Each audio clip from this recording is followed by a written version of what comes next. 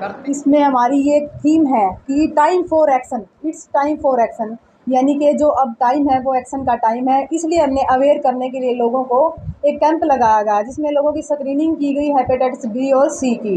तो इसमें अवेयर करने के लिए लोगों को, अगर एसाइटिक पेशेंट है या पेशेंट में किसी तरह का दर्द है, किसी तरह की उल्टी वगैरह है, या मतलब ऐसी प्रॉब्लम जो ठीक ना हो रही हो, लंबे समय से चल रही हो, उसके लिए हमने लोगों की यहाँ स्क्रीनिंग की है। और फिर हम पता लगाएंगे कि कौन पॉजिटिव आता है, कौन नेगेटिव आता है। हमने उनके नंबर नोट किए हैं, फिर हम उनको फ़ोन करेंगे और बताएंगे कि आपकी रिपोर्ट का क्या सीन है। क्या लक्षण होते हैं हेपेटाइटिस के, उसका बचाव कैसे किया जाए? हेपेटाइटिस बी और सी ये जो दो मेन होते हैं क्रोनिक डिजीज़ में आते हैं। अगर देखा जाए तो इनका कोई विशेष लक्षण नहीं होता है, फिर भी जैसे कि एसाइटिक पेशेंट है, या फिर पेट में किसी तरह का दर्द है, या फिर खाने पीने में कोई दिक्कतें आ रही हैं उसको, या बुखार चल रहा है लंबे टाइम से, ये सब चीज़ें मिलके एक हेपेटाइटिस बी और सी का रूप हो सकती हैं। तो इसके बचाव के लिए हम लोगों को अवेयर करते हैं।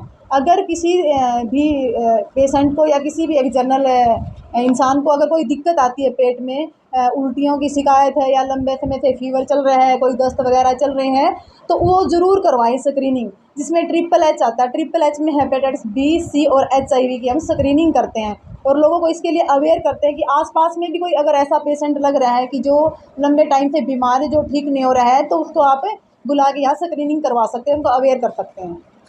आम आदमी को जो है किस तरह के खान पान का जो ध्यान रखना चाहिए इससे बचने के लिए? ऐसा है कि मतलब ये एक क्रोनिक डिजीज़ में आता है, इसे हम ये नहीं बोल सकते कि भी ये खाने पीने से हो सकता है।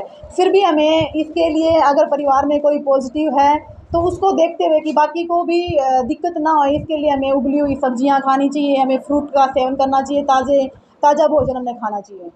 हाँ जी, और एक्स्ट्रा जो इंजेक्शन वगैरह है, सुइयाँ वगैरह हैं या फिर रेजर ब्लेड वगैरह हैं, उनके हमें यानी कि सेकंड टाइम उपयोग से बचना चाहिए। ये कितना खतरनाक ये माना जाता है और क्या ये फैलता है? ये खतरनाक तो देखो रियल में है। अगर हेपेटाइटिस बी और सी का इलाज ना किया जाए, इसके वायरस अगर लंबे टाइम तक रहेंगे, तो ये क्रोनिक डिजीज यानी कि लीवर का कैंसर भी हो सकता है। तो इसके लिए तो विशेष ध्यान देने की ज़रूरत है ही।